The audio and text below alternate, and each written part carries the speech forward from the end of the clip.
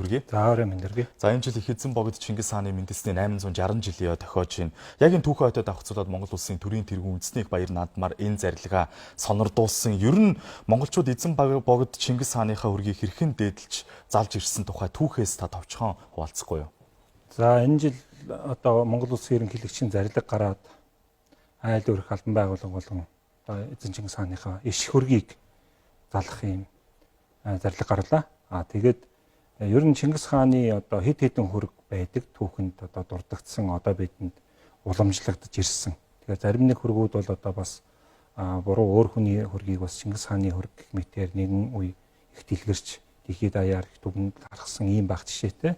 Тэгээд гол нь иш хөрг гэж тодтогсон одоо Тайваны үндэсний музейд хадгалагдж байгаа энэ Юан улсын үеэс уламжлагдж ирсэн энэ хөргийг бол хэлж байна гэж бид нар үзэж ойлгож байгаа. Тэгэхээр энэ хөргийн хувьд бол түүх судруудад бол тэмдэглэгдэж үлдээхтэй 1278 онд Хорих усун гэдэг энэ зураачаар одоо эзэн Чингис хааны хөргийг зурулсан. Тэр үед одоо Ховлын хаан ач хөвгүүнээр нь эзэн Чингис хааны дүр төрхийг хилүүлээд ингээд удаа зөвлөлдөж ингэ зурулсан гэсэн юм түүх байдаг. Харин эзэн Чингис хааны хөргийг яаж хэрхэн заалж юунд ашиглаж байсан бэ гэдэг дээр бол харамсалтай тийм тодорхой мэдээ түүх сударт байхгүй. Гол нь тухайн үед байсан одоо энэ Чингис хааны одоо тахилгын сүм, тахилгын үйл ажиллагаатай холбоотойгоор тэнд дээдлэн эрхэмлэн залж энэ тахилга тайлгын зан үйлийг хийсэн байх юм магадaltaй байдаг. Залж ирсэн тухай яг энэ одоо бичжүүлдээсэн зүйл байхгүйгээ та хэллээ л дээ. Тэгэхээр одоо энэ бол түүхэн шийдвэр болж байна. Энэ шийдвэр гарснаар юу яг ямар ач холбогдолтой гэж та харж байгаа вэ? За энэ шийдвэр бол түүхийн хувьд өндөр ач холбогдолтой гэж түүхчүүний хувьд үзэж байна. Яагаад тэгэхээр Чингис хаан гэдэг бол монголчуудын одоо бахархал эрхэм дээдшүүтэй юм. Өөрөөр хэлбэл монголчууд юун дээр нэгдэж чадах вэ гэхээр Чингис хаан, эзэн Чингис хаанаа тойрон нэгдэж одоо бараг бурханчлан шүтэж ирсэн юм уламжлал түүхтэй. 20-р зуун гараад Монгол улс тусгаар тогтнолоо олж авахад эзэн Чингис хааны энэ түүхэн үүрэг бас тодорхой нөлөөллийг үзүүлсэн. Өөрөөр хэлбэл Монгол гэж мэдхээс илүү Чингис хаан, Чингисийн Монгол гэдгээр дэлхийд дахинд мэддэг. За үүнтэй холбоотойгоор бид нар эзэн Чингис хаанаа одоо эрхэмлэн дээдэлж, эзэн Чингис хаанаа одоо шүтэж ингэж нэгдэл Монгол үндэстний нэгдлийг бий болгох шаардлагатай байгаа. Энэ зөвхөн Монгол улсын монголчуудаар тогтохгүй дэлхийн олон улсад тархан суурьсан энэ монголчууд, монгол угсаатнуудын хувьд үнэхээр одоо чухал юм шийдвэр болж байна гэж хэлж болно.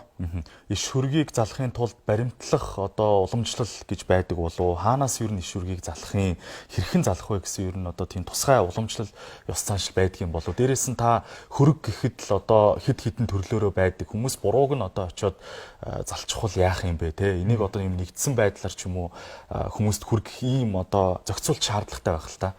Тийм л дээ. Ер нь бол урд нь энэ эзэн Чингис хааны одоо хөргийг ингэж одоо их тийм өргөн дэлгэр хүрээнд залж исэн түүх одоо байхгүй учраас мэдээж хэрэг тийм уламжлалын тухай түүхэн тэмдэглэсэн зүйл байхгүй л дээ. Тэгэхээр энэ удаа ингээд улс орны айл өрх бүр албан байгууллага болгон залхахтай холбоотойгоор мэдээж ахтар нарийн дэг журам байхгүй ч гэсэн мэдээж гэр орныхоо албан байгууллагынхаа өрөө тасалгааныхаа хамгийн одоо хүндтэй эрхэм хоймор энэ зүгт одоо залах нь тодорхой. За мөн түүнчлэн сая одоо маш олон янзын хөрөг зураг байдаг. Өмнөөс одоо зөвийн олон залах чухал гэж хэллээ. Тэр бол бас үнэн.